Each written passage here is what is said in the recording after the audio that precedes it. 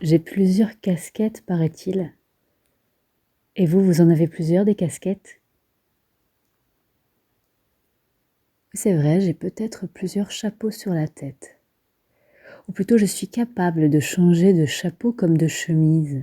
Je suis capable de changer de lunettes.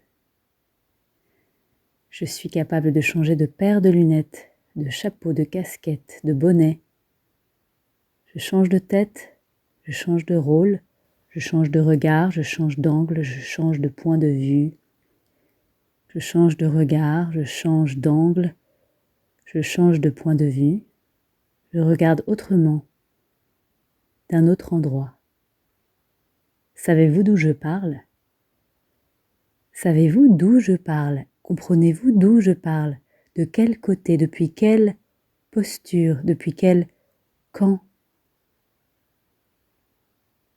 Est-ce qu'on est obligé de choisir un camp dans la vie? Est-ce qu'on est obligé de choisir son camp? Moi, j'en ai marre de devoir choisir un camp. Et d'ailleurs, je ne peux pas choisir de camp puisque j'ai plusieurs camps à l'intérieur de moi. Je suis d'un côté et de l'autre, à la fois. Personne ne me dira de choisir un camp. Est-ce que cela veut dire que je suis neutre? Neutre. Qu'est-ce que ça veut dire être neutre? Ça voudrait dire ne jamais avoir de chapeau sur la tête, avoir toujours la même casquette, ou alors avoir toujours la même paire de lunettes pour regarder les choses, parler des choses, sentir les choses, vivre les choses. Moi, j'ai par nature l'habitude de voir les choses, de sentir les choses, de vivre les choses de deux façons au moins, de deux manières au moins. Pas mon métissage, parce que je suis France, parce que je suis Madagascar, paraît-il, de par mon père et par ma mère. Mais j'ai envie de vous demander, de par mon arrière grand-mère maternelle, quel pays est en moi? Peut-être un autre pays encore, lequel je n'en sais rien.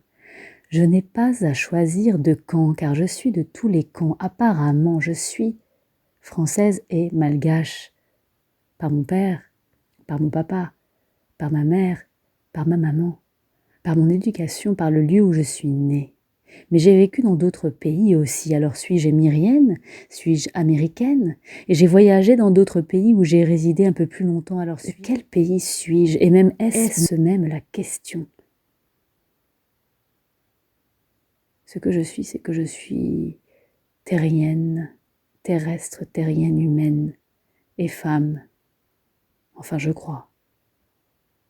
Jusqu'à ce que ces catégories tombent, terrienne, terrestre, humaine et femme.